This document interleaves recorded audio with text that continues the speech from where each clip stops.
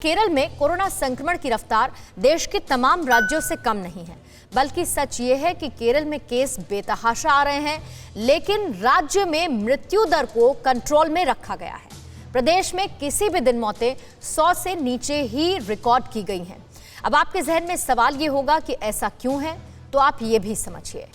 दरअसल केरल क्यों इसमें अव्वल नजर आ रहा है। केरल में ऑक्सीजन की कोई कमी नहीं है। केरल दरअसल दूसरे राज्यों को ऑक्सीजन दे रहा है। राज्य में जहां जहां ऑक्सीजन प्लांट में दिक्कतें थी, उन्हें समय रहते ठीक कर लिया गया। केरल के अस्पतालों में वेंटिलेटर की कोई कमी नहीं है। नर्सिंग की पढ़ाई और इसके जरिए सेवा भाव का केरल में क्रेज हमेशा से देखने को मिला है। केरल की नर्सेस की देश में ही नहीं, बल्कि बाहर के देशों में भी लगातार मांग होती रही है। और इसीलिए हमने शुरू में सवाल उठाया था।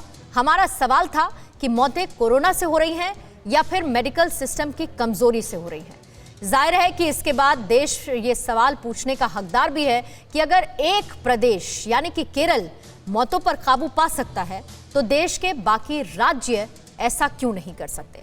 बाकी राज्यों ने अपने मेडिकल सेक्टर को उतना ही मजबूत, उतना ही तैयार आखिर क्यों नहीं किया कि मौत को रोका जा सके। एक बड़ी खबर आपको बता दें, कोरोना मरीजों की जान बचाने में अव्वल साबित क्योंकि केरल हो रहा है और एक्टिव केसेस में 4.5 लाख के पास केस हैं, लेकिन रोजाना मौतें 100 से कम यहां पर हैं। मृत्यु दर के मामले में सबसे बेहतर हालात केरल में नजर आ रहे हैं। केरल में कोरोना मरीजों की जो मृत्यु दर है वो सिर्फ 0.3% है। पॉजिटिविटी रेट 25 से ऊपर है और मौत पर कंट्रोल है।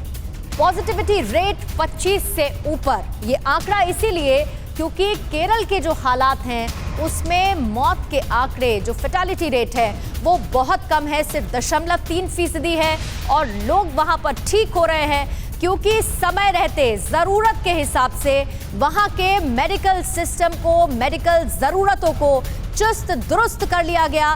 जरूरत के समय कोई दिक्कत ना आए, इसकी पहले तैयारी कर ली गई। परवाह देश की, सोमवार से शुक्रवार रात 10 बजे TV9 भारतवर्ष पर।